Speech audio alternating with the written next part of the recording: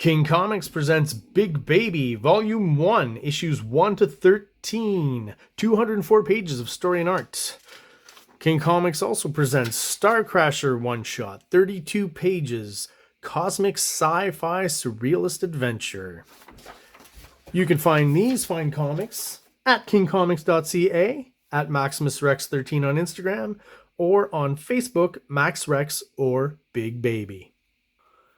Hey everybody, what is going on? I am Maximus Rex and this is Big Baby Reviews. Today we are looking at Invasion Book 1, The Alien Alliance. So we're still on our kind of chronological trip down memory lane of all the comics that kind of inspired me as a youth to want to become a comic book artist, illustrator, cartoonist. So we're well on our way. I'm still not collecting comics. I'm still kind of peripherally reading them. At this point, my older sister has moved out, and when I would go and visit her, she would have, again, more new comics that I could kind of rifle through. This is, again, from 1988, so when it came out, I would have been 7, but I'm pretty sure I read it a bit later. So 8 or 9, I guess, is when I was reading this. Still have no clue on how comics work, really. And just enjoy the artwork mostly. These comics, especially Invasion, so we're just looking at issue 1, but my sister had all 3. You will see that there's just, for a kid, I think it's a lot to read, and I really wasn't into the story. I was really into the artwork. This is unwittingly, for me back then, my first exposure to Todd McFarlane artwork, who later on would become clearly one of my heroes when I kind of rediscovered him and stuff. At this point, I had no idea. I didn't know about any kind of specific star system of superhero mainstream comic artists. I had no idea who he was. You know, I might have looked at the credits and stuff, but again, I didn't know how this worked. So I just kind of looked at the artwork, judged it that way in my young mind, and, you know, I like it or I don't like it. You know, that's kind of how I looked at it. You know, at that point, again, I was drawing a lot, so it was more for inspiration for drawing that I was looking at these. You know, I was looking at cartoons as well and books like I reviewed the Transformers audiobook. You know, that's another source of inspiration. I loved drawing characters from the cartoons I watched, right? So all sources, video games a little later on. You know, I had a period where I drew Mega Man a lot because I loved that game, specifically Mega Man 2, the classic. Bunch of other ones are great, but yeah, Mega Man 2 is the one. But now we're not talking about Mega Man, we're talking about Invasion Book 1, The Alien Alliance. So let's have a look. All right. Let me make sure that's fairly centered. Looks pretty good. Okay, so first of all, we've got plot and breakdowns by Keith Giffen. Love Keith Giffen. He's done a lot of breakdowns for other artists over the years. He has a very kind of chameleon style that he changes over the years. I've got Comics Defender stuff where he's kind of doing a 70s Kirby riff. He's drawn like Jack Kirby. You know, some people are saying aping, stealing, swiping. Sure, but I actually really like those comics. They're super interesting. I have a thing for Kirby clones, but who do it well. You know, they're bad Kirby clones, but they're Kirby clones who do it well. I think Keith Giffen is one of them. I think Tom Scioli is another one, right? But nevertheless, usually very clear storytelling. I also love them on, I have to say, I've said it before, but on Lobo Infanticide and Trencher. I know a lot of people don't like that art style. I think it's awesome. Just the coloring and image for Trencher really doesn't do it justice. But the art itself is very cool. So Bill Mantlow's script, pencils. This is why this is interesting. Todd McFarlane. So again, I had no idea this was Todd McFarlane, but you will definitely see, even though he's working over the breakdowns, the clear McFarlane style. Absolutely. Here's the thing, is what's interesting as well from an artistic point of view. Each chapter, there's 4 chapters in this book, is inked by a different artist. So you get to compare kind of, you know, McFarlane, first of all, inks the 4th chapter himself. So we're going to get pure inked Todd McFarlane a little early before his run on Amazing Spider-Man. And then we get kind of some more classic inkers inking him for the other chapters. I think Craig Russell works very well. Al Gordon does as well. Joe Rubinstein is maybe more of a classic inker, but I mean, there's still somewhat of a consistency between these chapters, even though there's 4 different inkers. I still feel like most of the McFarlane still is able to shine through, even though some of the line style and stuff might change a little bit. But you decide. We're going to go through it here, and again, mostly focus on the art. Okay, crowd scene, drawn lots of people. You know, as someone who creates comics, you have to do it. Personally, for me, never fun until it's done, and then you're like, wow, I was able to draw all those people, and then you're usually proud, and it's a great drawing because you put in the time. But man, doing it, oof, yeah, it's kind of a sludge. But McFarlane does it super well here, even though, of course, I do have to mention these are on breakdowns, right, by Giffen. So, I mean, even though this is another inker, we do get a lot of the little noodly McFarlane lines. P. Craig Russell for Chapter 1 was, you know, pretty truthful to, I think, what McFarlane was putting down, especially at this time, because he hadn't yet developed the fully kind of hyper stylized, you know, tick lines, as he calls it, all over in near the end of Amazing Spider-Man, and especially when he started Spider-Man and Spawn as well, right? But it's building towards that, and I know around this time he was also doing the Hulk and stuff, and he was doing Marvel work, so you know, there is a similarity, and we are starting to see that McFarlane look. Whoever inked him on those early Amazing Spider-Mans did the opposite of this, tried to change it and make it look way more house style, and it doesn't work. At least here, I find they're being more respectful of McFarlane's style, the inkers, and are trying to work within those parameters, and that's why we don't lose the McFarlane-ness of it, I guess, for lack of a better term. You know, like this kind of stuff here that he does, it's very McFarlane. This, just throwing random diagonals there, you know, that's a very McFarlane, you know, these little lines all over, and these are aliens, right? So he can go to town more and do more of it. The shot here, you know what I mean? And I feel like, you know, Rob Liefeld was probably looking at some of this stuff, so it seems like some of these ticks actually become some of Rob Liefeld's ticks. Very McFarlane here, right? Like, this is great, even though it's another inker. All of these faces here, you know, McFarlane has cartoony faces. I think it's, you know, more or less kept all the way through. You know what I mean? It's pretty. It's maybe cleaned up a bit, but it's, and fixed slightly, but it is pretty McFarlane-y. Let's not forget that, you know, like a little bit before this, like on Infinity Inc., McFarlane was kind of trying to draw in a more of a house style, right? It's only gradually, he's said it himself, that he would slowly try to work in his more designy elements and the style that he wanted to project, right, through his art. Oh, not a fun shot to do here. Looks great, but like, oh man. Yeah. Looks great though. All these angles, this great angle here. I think that's more Giffen maybe, helping McFarlane out a bit here.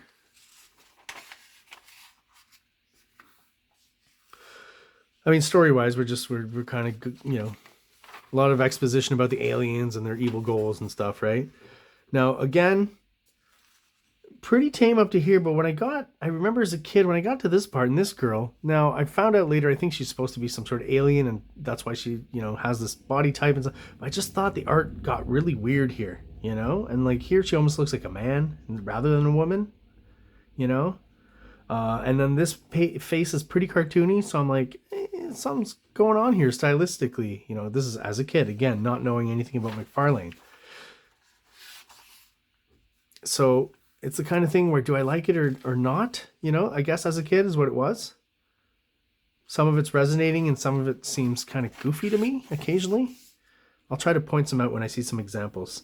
And there's always kind of been a goofy aspect to some of McFarlane's art, which I accepted. That one cover of Captain America.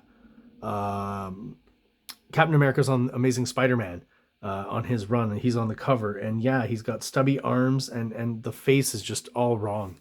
It's almost a little bit like when I mentioned Starlin having trouble with facial proportions, almost the same thing. Like kind of a, McFarlane occasionally does this like weak upper lip. I call it a weak upper lip because when you're drawing heroes and stuff, like having that go in just adds a slight weakness to the look of the character.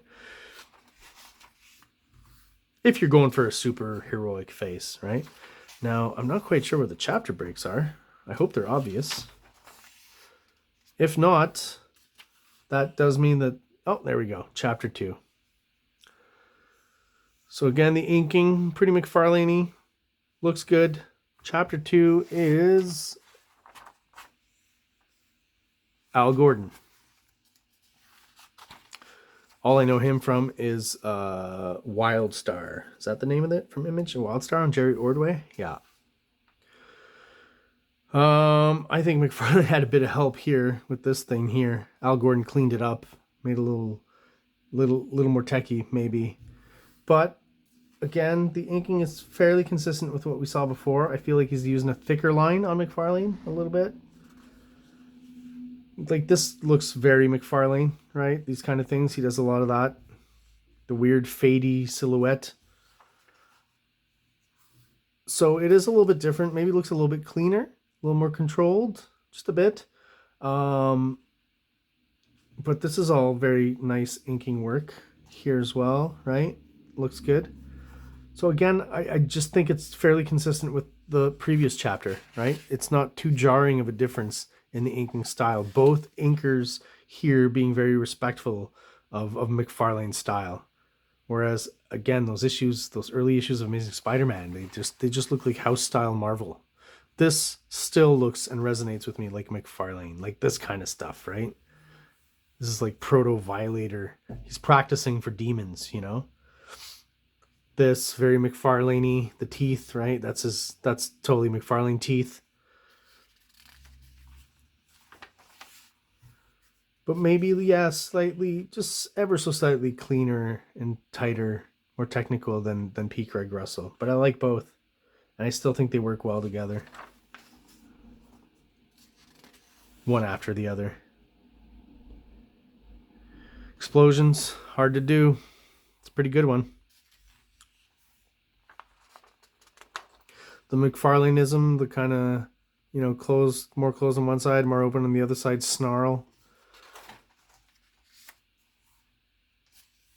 To me, this all still says McFarlane. So, well done, Al Gordon. Cartoony faces.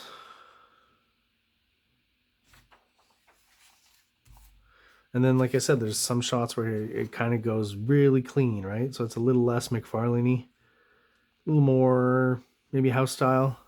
But still, that still looks like a McFarlane face. I will say this design of the ship is cool.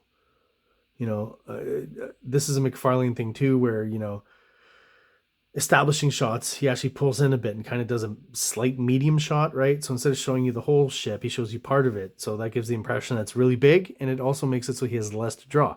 This planet here, right? Same kind of deal. He's got two planets and both go out of frame.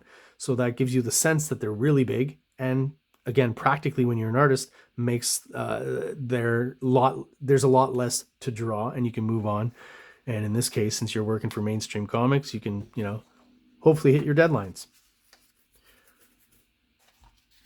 Again, some great stuff. I don't know if he's had help here. Maybe I feel like there's a bit more help from the inking in the backgrounds here, but great stuff. The figures look McFarlane-y.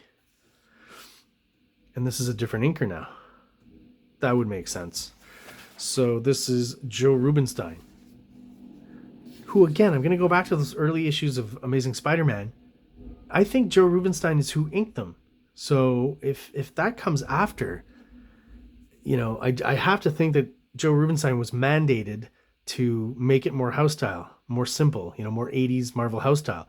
Because here, same inker prior to those issues of Amazing Spider-Man. And I mean, we're getting a lot of the McFarlane detail here for sure. This is, to me, again, consistent with the last two inkers that we saw.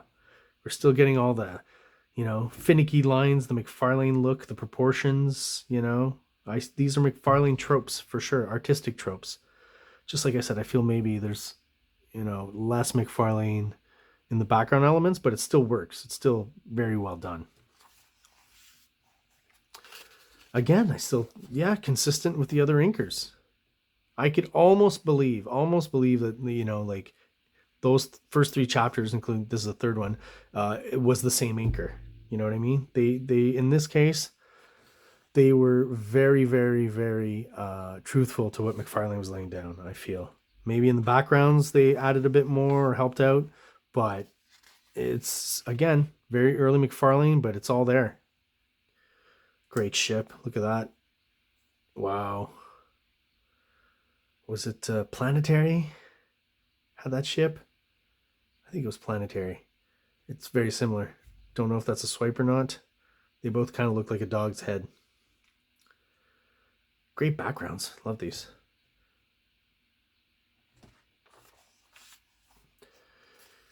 Yeah, who wants to draw that? Man, that's a lot of work there. But good job. I mean, it looks great.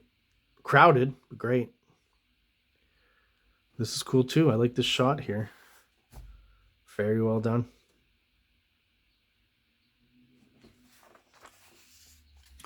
Starting to see, I'm wondering if maybe McFarlane's playing around with the layouts here because he's got those long, skinny, vertical panels that he used a lot, or you will use a lot later on, right?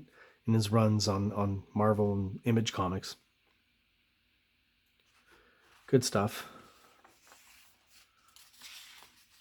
Like, this is a McFarlane who's not skimping on the backgrounds. You know what I mean?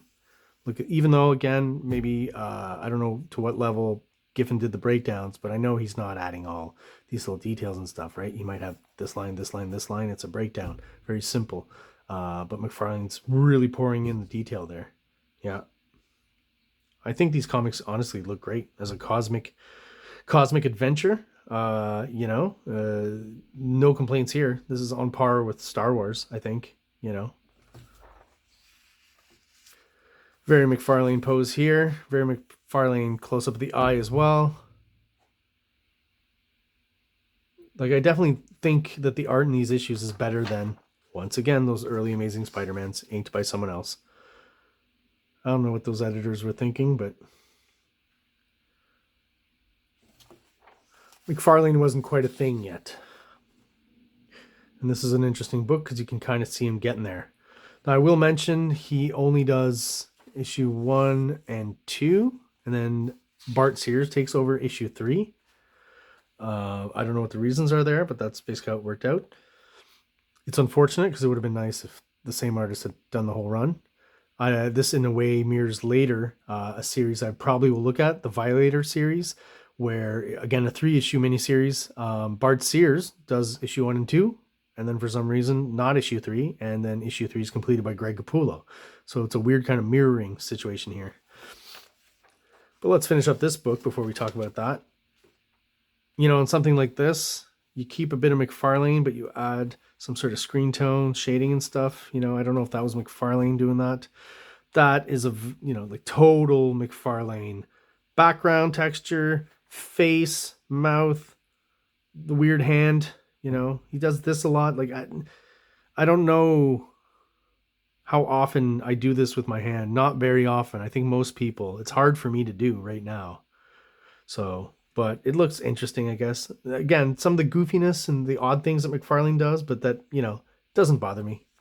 It's a quirk. I mean, that's a great shot there. And that's chapter 4. So this is McFarlane inking himself.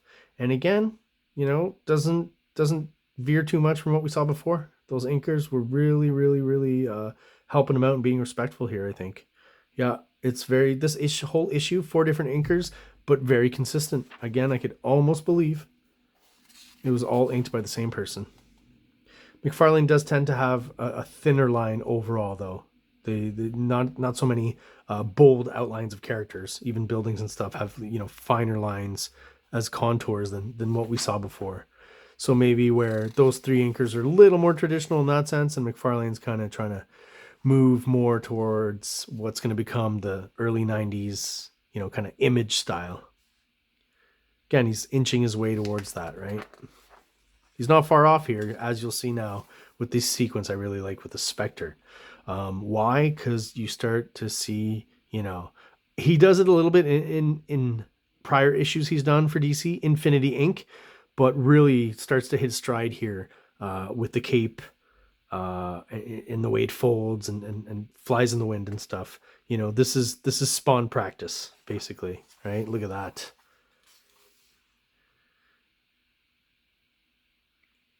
And, we'll talk about Rob Liefeld. I think Rob Liefeld takes a lot of influence from a lot of different artists. Obviously, the obvious ones, Arthur Adams and stuff. And there was a period, Todd McFarlane. When I look at this kind of stuff here, I feel like, Rob Liefeld took something away from this here. The way, the lines are here, tapering out from the shadows there. This kind of stuff here. is what Rob Liefeld was kind of swiping from McFarlane, for lack of a better term. You know, the typical McFarlane profile here. You know, he's really making the Spectre look really cool compared to how he's been depicted before. You know, he's kind of, again, it's like a Spawn trial run early on, which he would continue, right? All these other characters, an Amazing Spider-Man. I forget his name, the green-looking Spider-Man guy with the cape, the Prowler. So he practices more cape there with the Prowler in those Amazing Spider-Man issues, to eventually, you know, in Spider-Man, the Hobgoblin issues, right? More cape practice, and it all kind of culminates in Spawn. But I definitely see a lot of the beginnings of the Spawn cape all across this page here. And he's using it already as a design element, overlapping panels here, cutting, you know, one panel to the next below. Good stuff. Designy McFarlane fun pages. You know what I mean? That's what we expect from what we like.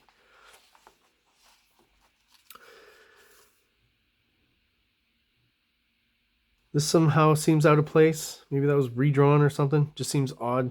Not very McFarlane-y. And it's not just about the printing quality.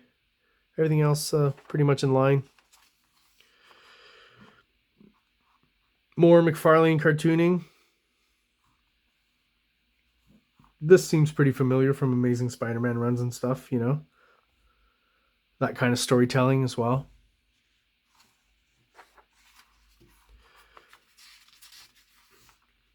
Martian Manhunter, pretty cool shot. Always using capes to his advantage. So as a kid, like I said, you know, I have no idea who he is. I think the art looks cool, I guess is what I'd say. It's a little, I can pick up it's a little bit different. Like I said, some goofy faces and things like that. It's not typical kind of more staid and stoic kind of, you know, comic book art, but it's interesting, right? So it keeps me looking at it and turning pages, basically, because I guarantee you the amount of text in these comics at that point, still, I am reading. I know how to read. I've probably read a few books at this point, short books. But there's way too much dialogue. And again, I really don't know what's happening. You know, I have no concept of the DC universe or this and that. And all of this is still, I have no backstory to explain it all. So a lot of this is still very confusing to me as a kid, reading it. So I like the pictures and I'm drawing, so I'm copying some stuff, you know, taking this and that from it.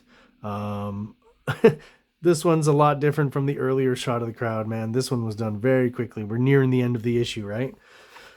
Deadlines. Here's something I just found always kind of weird. You got Jimmy Olsen here with big bushy black eyebrows, and then you've got him here with no eyebrows. So is that just kind of a McFarlane forgot to ink in the eyebrows? Possibly. Is that a printing mistake? Why just the eyebrows? So I'm going to assume, just because I want to, that McFarlane forgot to ink in those eyebrows. And this was always fun to me, even as a kid who didn't know too much of what was going around or going on in this comic. Daily Planet, Earth to invaders, drop dead. So I did understand that the invaders were coming and try to take over Earth. So this was kind of a nice, funny headline. And then, you know, I slowly would learn about crossovers and how they work, right? But at this point, I was just looking at these and going, these all look really cool. How cool they actually are, I don't know, especially tie-ins to crossovers and mainstream Marvel DC comics don't tend to be very good. You know, sometimes the main series of the crossover tends to be the one that's fun. When you can read that on its own, always a great kind of thing. And if you have to buy the tie-ins and stuff to get the story, man, it's not fun. I did on a few crossovers back in the day, and I quickly gave that up for more standalone stuff and avoided crossovers like the plague. You know, I remember the first one I really liked was Infinity Gauntlet. There were tie-ins, but you didn't have to buy them to understand the main story. So that's how I prefer it. I don't buy many mainstream comics anymore, so it's not an issue. But you know, this is the kind of stuff I was looking at way back when. So there's just kind of a repeat of the cover. And that is the end of our review on Invasion, Book 1. Thank you so much for being here, checking me out, and I will see you guys in the next video.